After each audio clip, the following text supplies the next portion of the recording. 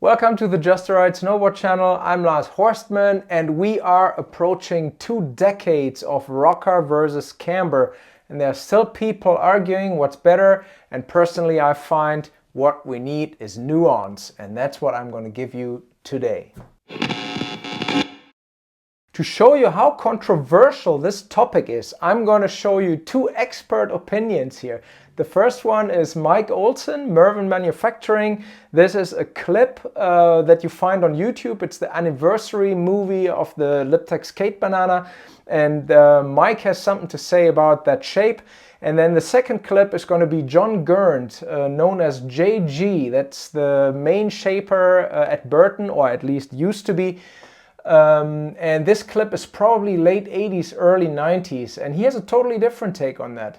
Take a look for yourself. Old traditional camber, one school of thought is that it's more powerful on ice or it's faster or whatever, but we've really proved all of that wrong. And anyway, it's the most fun board on earth. Anything that's got any variation of a banana contour is just going to make snowboarding more fun. This board was just made yesterday down at the Burton factory, and just up here on the snow at Stratton, the first thing that I noticed is that if that happens to your board, you should not ride it. So as you see, the opinions could not be any further apart, really. I think to dive into rocker camber, it's good to understand a little bit of the history of where the shapes are coming from. And here's Pete Saari, again, Mervin Manufacturing, giving us 2 key points of information. When we started living in Gnu, we came from surf and skate and ski. Started out riding powder, but then when we started riding hardpack, we borrowed from ski to get things to hold and carve on hardpack. And so camber was one of them. And then as snowboarding grew up and matured, it kind of hit a stagnant point as far as technology went. Nothing was changing. It was like 20 years of the same equipment. So Pete says that it all started with riding powder, and when snowboards hit hardpack, they borrowed technology from skiing to make things grip. So basically, snowboard started from like a surf kind of background and perspective. It was about float on soft snow. And then later on, camber apparently made things grip. He's also saying that at some point, this ancient ski technology didn't develop any further. Personally, to me, camber is not a technology. It's rather a form that follows a function. Otherwise, that would kind of be like, the wheel has been perfectly round for thousands of years. Why not make that octagonal just to mix things up a little bit? A little side note here is that rocker then actually also got borrowed from skiing, because it wasn't Mervin with the skate banana that came up with rocker and snowboards. It was actually Shane McConkey, legendary skier, rest in peace Shane, who in 2002 with ski manufacturer Volant developed a ski called the Spatula after riding a big AK line on water skis. See for yourself. Alright guys, time to tell you how much I need your support. This channel is so far unsponsored, and I'm doing this in my free time. It takes a tremendous amount of time. Every hour I'm doing this, I could be working some sort of job that actually fills my fridge. But then you wouldn't have this much fun. So minimum you can do right now is subscribe to this channel so this platform grows. Of course, only if you like what you are seeing. Like the episode, share it with your friends, get the notifications so you know what's coming up next. And if you want, you can also send me a tip on buymeacoffee.com/justaride.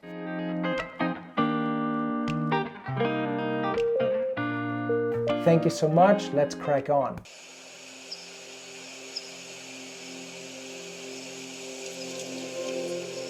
Skis normally are the fattest at the tip, and then they get skinny under your foot, and then they get fat again at the tail.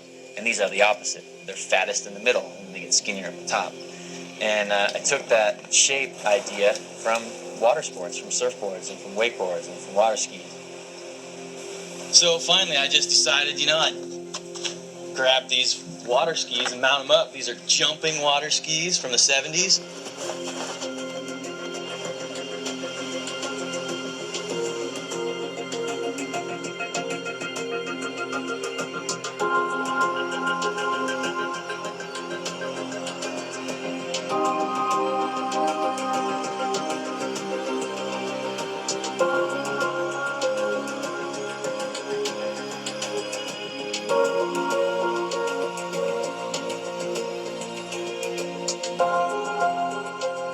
those things on, and then all of a sudden, this huge double doors just went, and I was like, wow, look what we can do now. Look what I can do. 2 years later, in 2004, he then developed another ski with K2 that was called the Pontoon. And basically that was more of a normal ski again with sidecut. And then only in 2006, I believe, Mervin or Liptech actually came up with the skate banana. So if camber creates grip, and I'm going to dive into that a little bit later here, what does rocker do for us? It's pretty easy to envision a surfboard on water, gentle, drawn out curve basically. There's no flat spots, it's just a gentle rocker.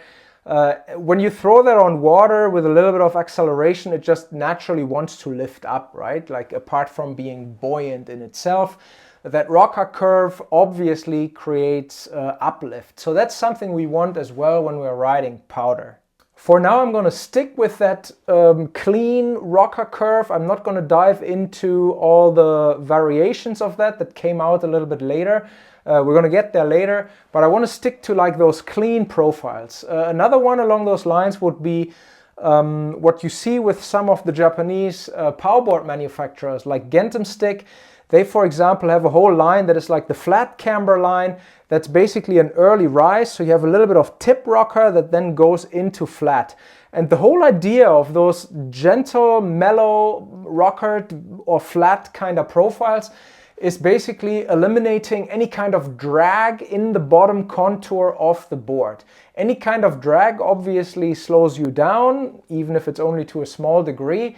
And any kind of profile that increases acceleration or helps with speed clearly contributes to uplift. And when you consider that the Japanese mountains are, for the most part, are like, you know, they're a little bit flatter, they don't have those super steep pitches, and the snow is really, really deep. So the combination of rather mellow terrain with deep snow is asking for boards that naturally want to go. They can't be dragging. So all these straight up rocker slash rocker to flat kind of core profiles help with that tremendously.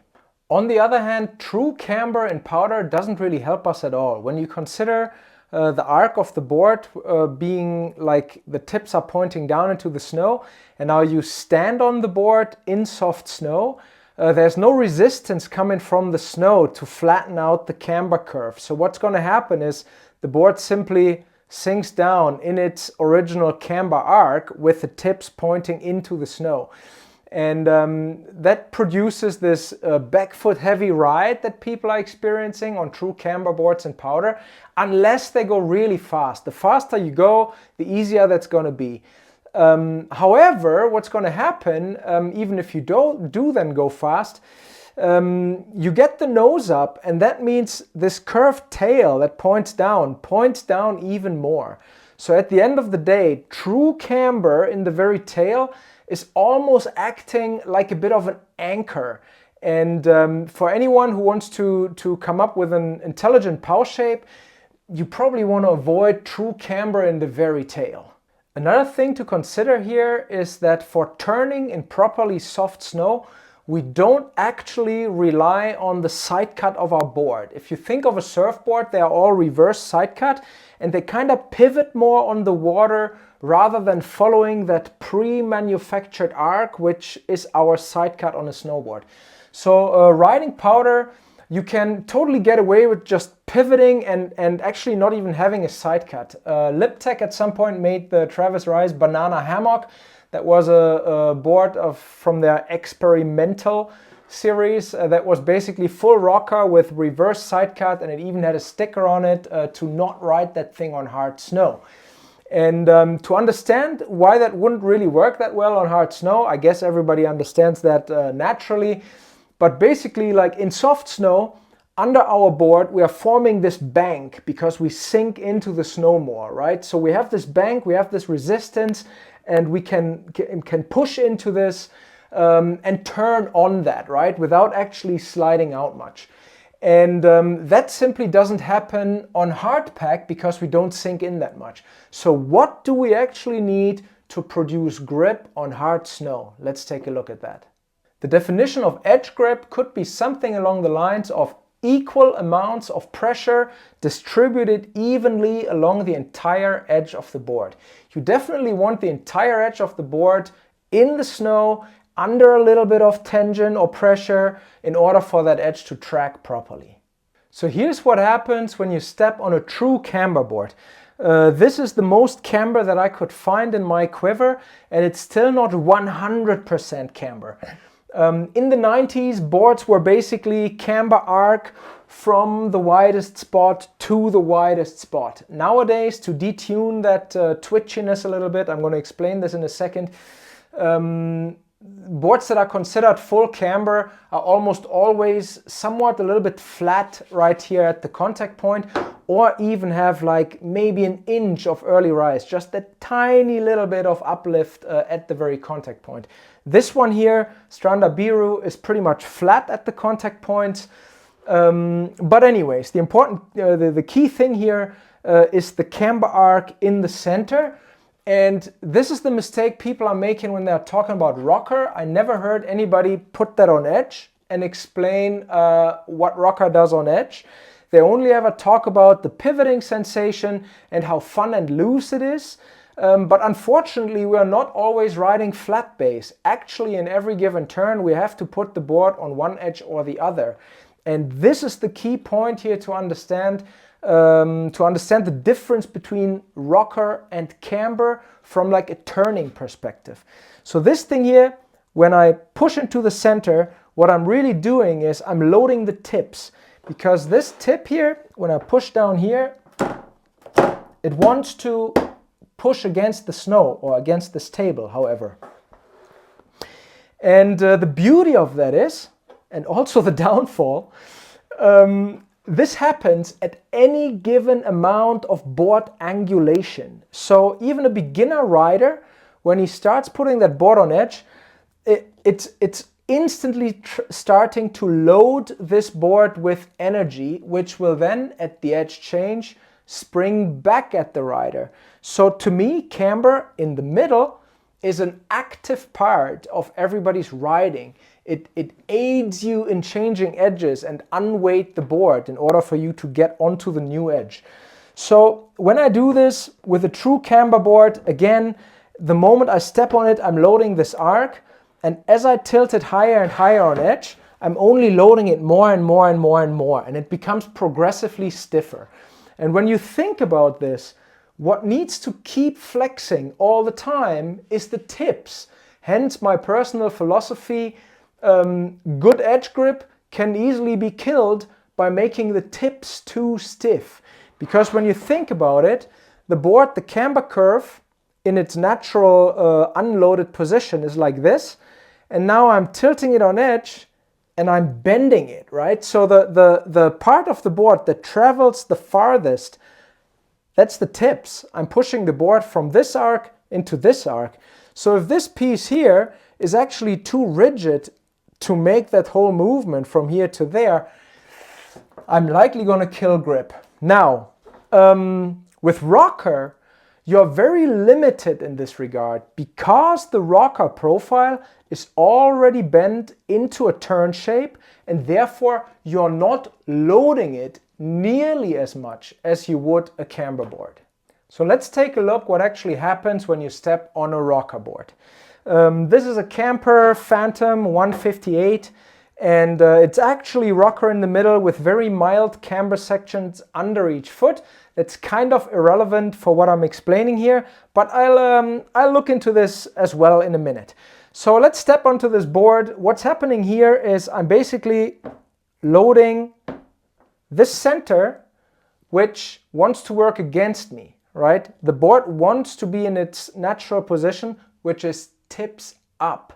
We explained before that for edge grip, it's important to get pressure to the tips so they actually track and hold the edge and don't slide out.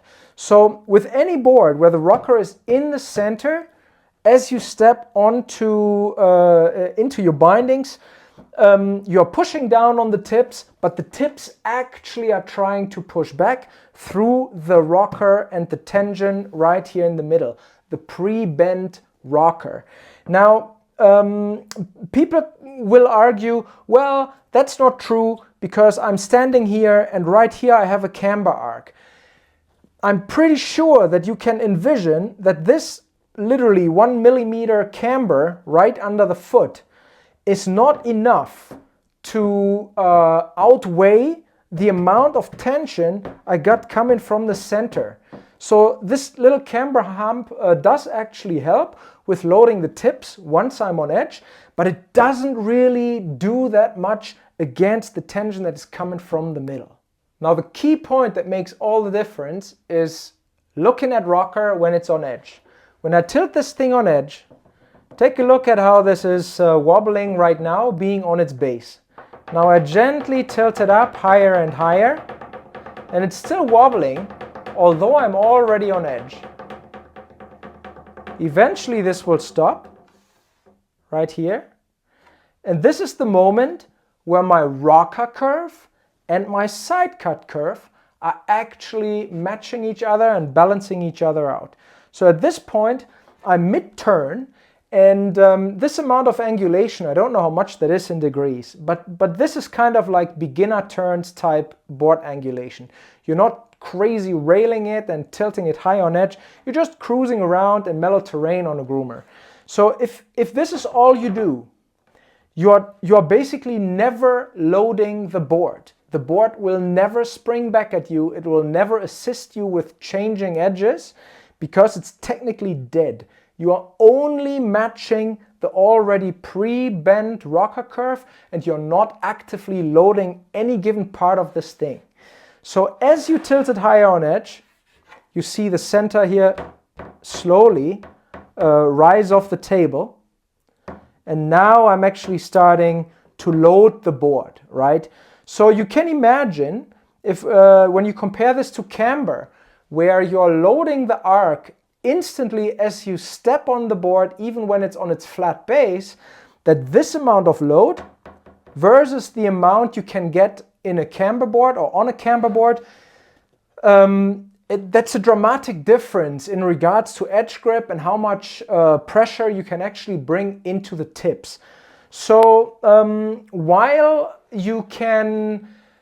camber basically give a shaper the opportunity to dial in the grip through dialing in the flex for a particular weight range of people, the rocker limits you in that regard quite a bit because it is already bent into its turn shape. Now for some people, I've heard this conclusion being drawn, well, but what if you just have this rocker and you just make it stiff? And then, you know, like basically when it's on edge, the board is so stiff, it would equal the same thing as the amount of progressive stiffness built up that you've had in your camber board as you put it on edge. I think that's a terrible idea, because if you made rocker really stiff, that would also mean that you have to, this effect here, that you have to work that down even further. So basically, if rocker was really stiff, yes, at high edge angles, it would probably help, but at anything under that point where you're matching rocker and side cut curve, it would pretty much be a nightmare. It would just be the ultimate swivel spoon, because the rider weight would simply not be enough to properly weight down the rocker.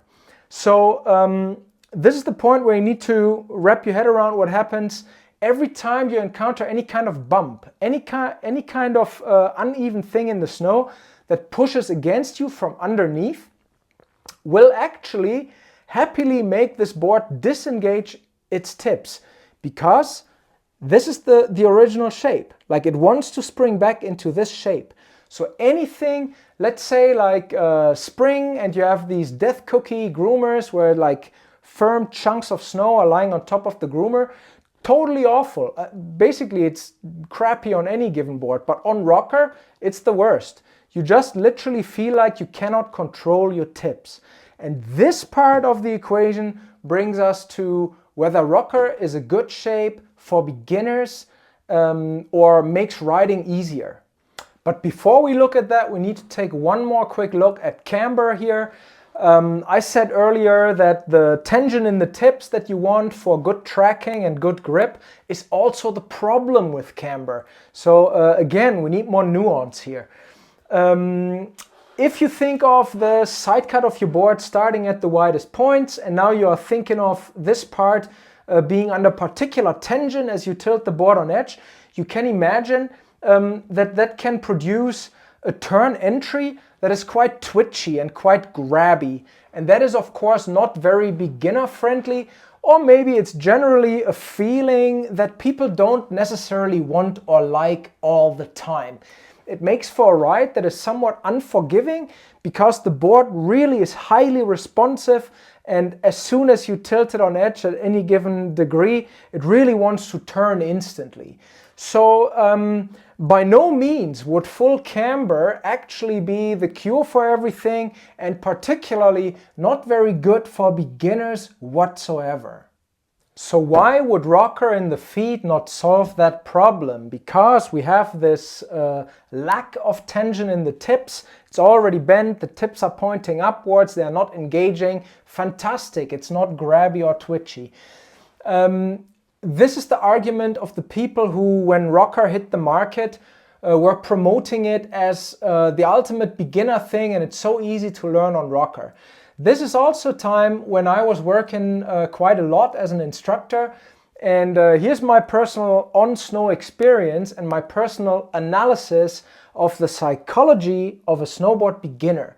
You're strapped to this thing with both feet, you don't have poles, you don't have anywhere to hold on.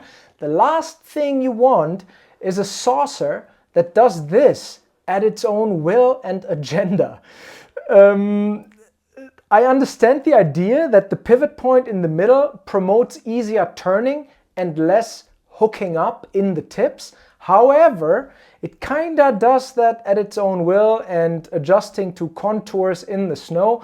And it does not do one thing, and that is giving the beginner confidence and the sensation of security and control. This is the part, again, more nuance is required, that the snowboarding industry that was talking about this being a super fun beginner shape because it's so easy, did not consider or didn't talk about, to say the least. So where's our middle ground? Personally, what I've been experiencing with this is to detune a camber board. A very good thing to do, and I believe it was Nidecker Snowboards who did that first with what they called cam rock. I went through their catalog in about 2009, and you know, I was overall pretty shocked that literally everybody was going to full rocker of one kind or another. And then there was cam rock, and I'm like, oh, interesting.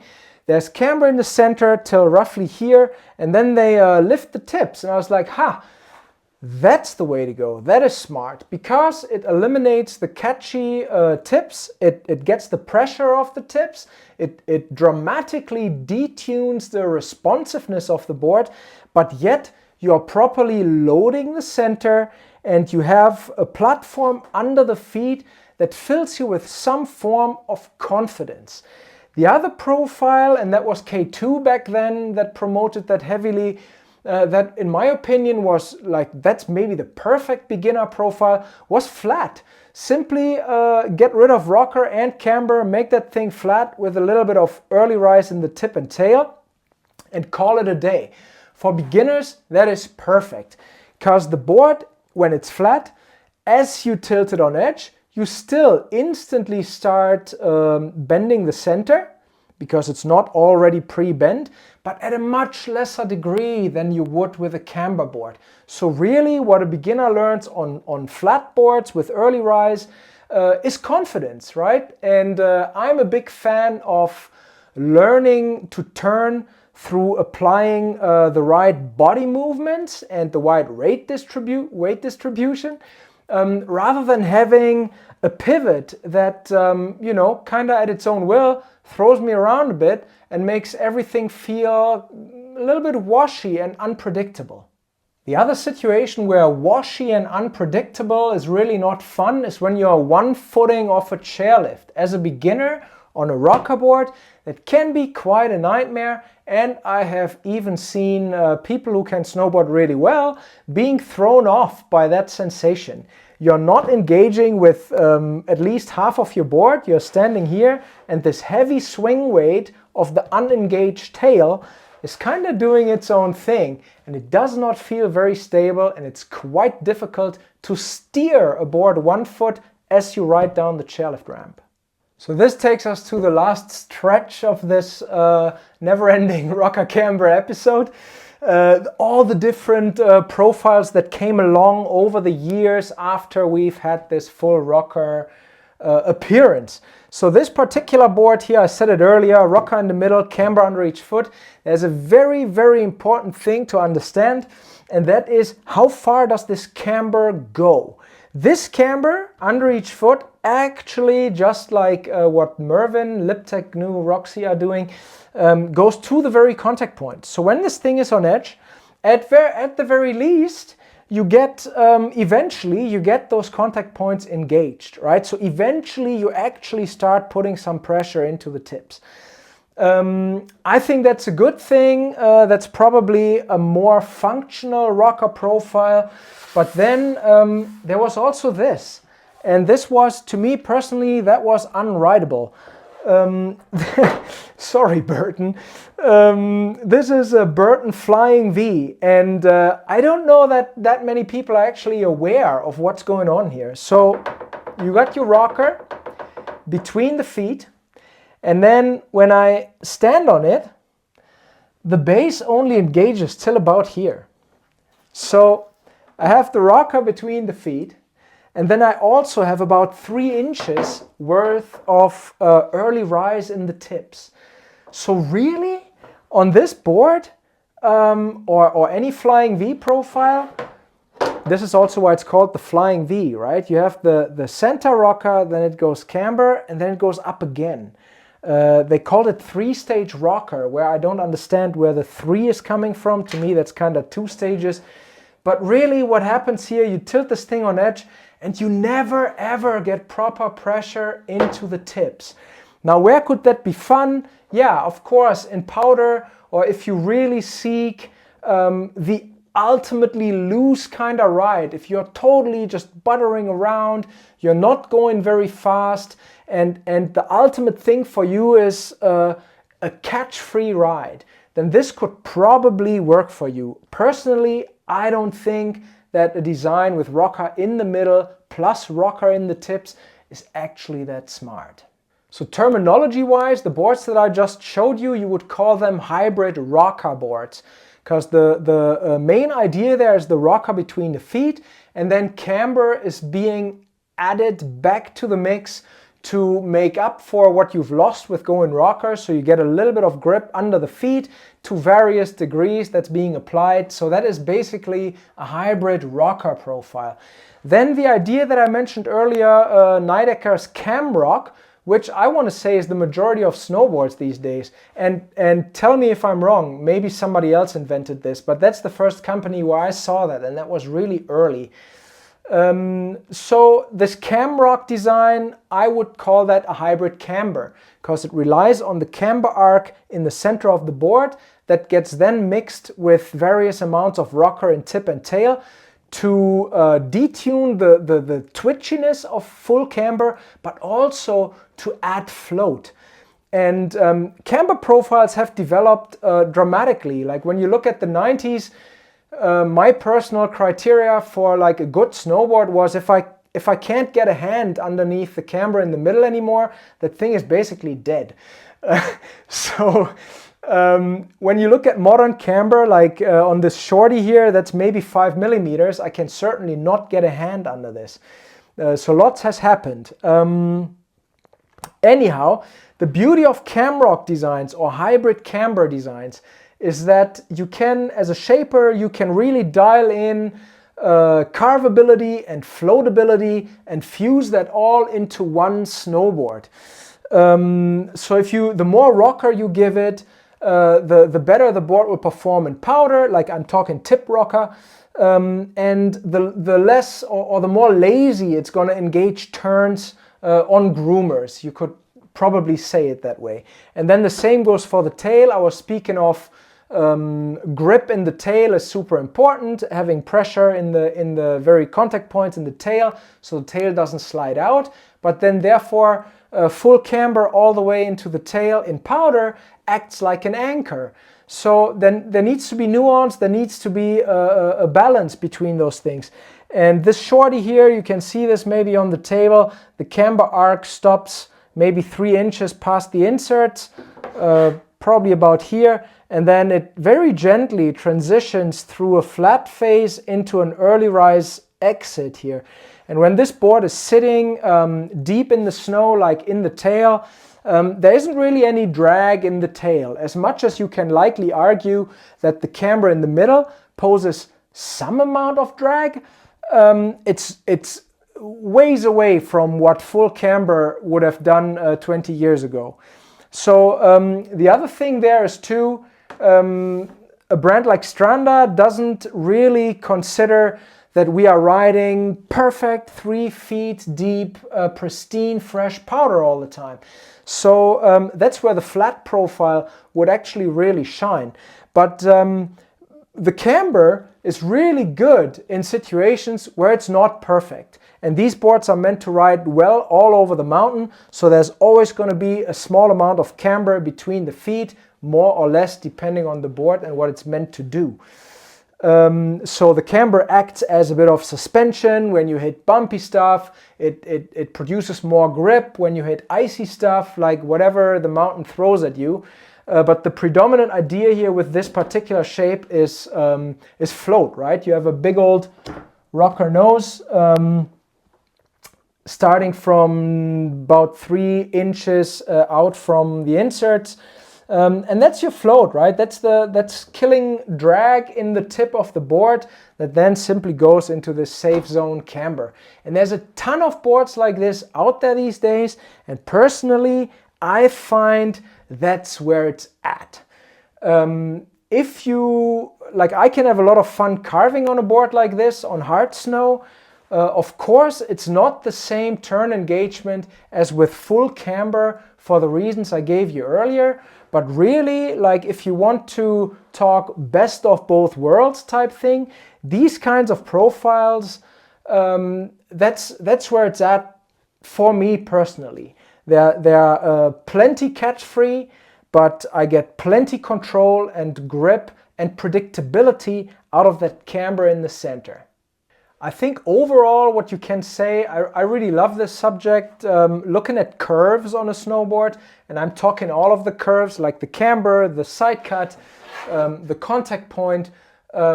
Personally, I'm a huge fan of gentle curves, and this goes in particular for the bottom contour of a snowboard. I would not like a board where there's any sharp kinks, let's call it that, in the base profile. Like, to me, this particular one here, like the transition from the tip rocker into the camber goes through a small flat section that really makes for a long drawn out transition. And then the same goes here. The camber is very mild, goes into flat, goes into early rise in the tail. So when you look down the line of a board like this, it looks incredibly gentle in regards to blending all these curves, different directions. And basically that alone will reduce a ton of drag, which in return, obviously, as I said in the very beginning, creates that float that you want on the powder boards. All right, let's wrap this thing up. My channel is all about finding nuance and shining light into the different corners of snowboard design and setup options, so that you can actually figure out what works best for you. Same goes with this rocker versus camber discussion. There is no right or wrong. You will have understood from what I said earlier that I'm clearly more of a camber between the feet guy. I'm a freeride inspired rider. I love carving, I love powder, and I like riding various terrain. And the stability that I get for all of these things from the camber between my feet is a crucial part that I want all my snowboards to have. Even on my carving boards, I do like some early rise, simply because early rise tips tend to engage turns gentler. I don't really like being thrown into my turns. I like to build them up a little bit myself rather than having the board throw me right into it. But that's also a flavor, right? Like some people just love full true camber, and I understand that. In regards to rocker between the feet, the advantages, I pointed it out earlier, are clear. You get this pivot point. It doesn't really matter whether you have camber under each foot. Yes, that will add back a little bit of that camber grip and predictability. But as long as the rocker in the middle is stronger than the camber under the feet, this rocker in the center is going to be what, for the most part, dictates the ride feel. And that's going to be pivoty, looser, easier to butter, probably a little bit easier to spin for some people, not necessarily easier to land a spin because they tend to just, you know, saucer you out. So yeah, like if that is you, if you are riding a little bit slower maybe, if you have the ultimately playful approach to the mountain, maybe that rocker between the feet is something you really should try. Alright, that was my best take on the rocker camber discussion. I'm positive I forgot something. I hope you enjoyed it, and please share it with your friends if you like what you've seen. Definitely subscribe if you haven't done it already. Do that right now and get the notifications so you hear what's coming up next. Take care everybody, and see you out there.